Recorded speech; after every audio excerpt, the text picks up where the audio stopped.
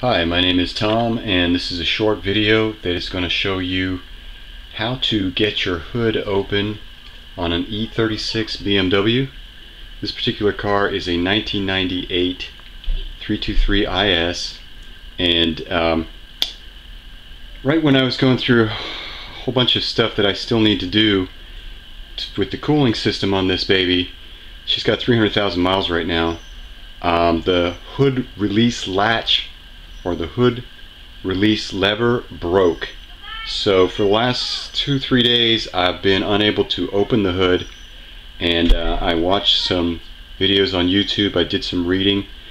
All the websites that I found, the reading wise, said we don't know of a good way to get your hood open, and the YouTube videos that I saw showed some different ways to get through your kidney grills, removing the aux fan, or having to do some other work to reach in and find your way towards the cable that releases the hood, and release it by getting in there.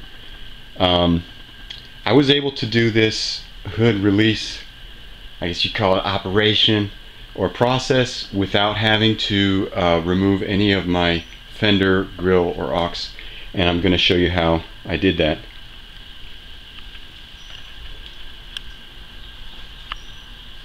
So if we come around over here, this is where you already know, if you're an owner of this vehicle, this is where your hood release is normally located. And this cable that you see right here, this wire, was inside of a sheath. When you buy your replacement part, if you choose to buy a replacement part, it'll be something that looks kind of like this, but probably without the larger rubbery part here. I've seen them online, and it comes, the cable, the shiny cable that was inside there, is inside of this sheath. So you can see, originally, I started to pull on the sheath end without knowing that the cable and the sheath are independent of each other, and I was just trying to pull the entire cable towards me with the same action of pulling the lever. It didn't work. It started to strip off the cable like this.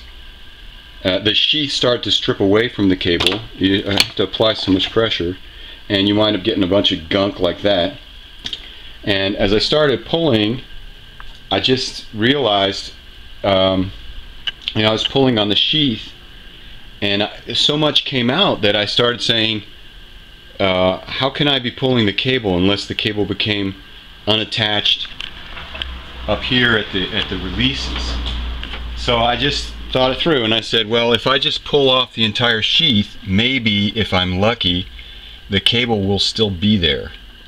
And that's exactly what happened. I slowly, very carefully pulled the sheath through here, and as you saw earlier, there's a grommet. You'll feel that once the grommet is through, it's going to come out really easy. Once it comes out, when you get to the point where you see the cable and the sheath coming off, you want to be real careful not to let this pull back through. And then you have the cable exposed when the sheath is all gone.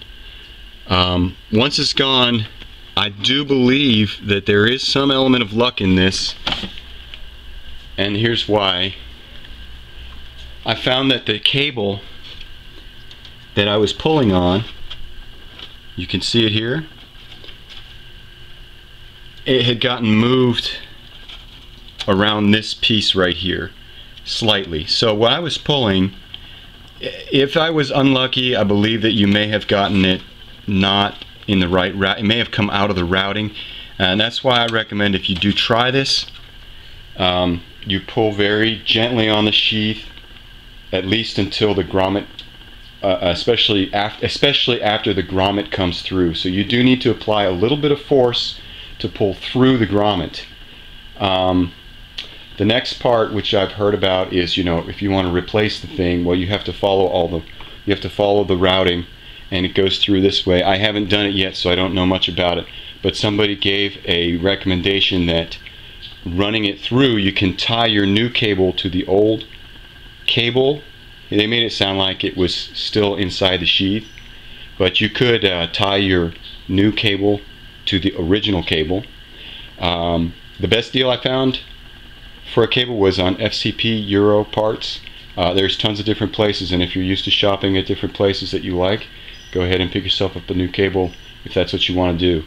Otherwise, you're going to have that little piece of silver cable dangling there, and you're never going to know if this cable is going to get off of mark unless you do a little bit more work, which I'm about to get into here.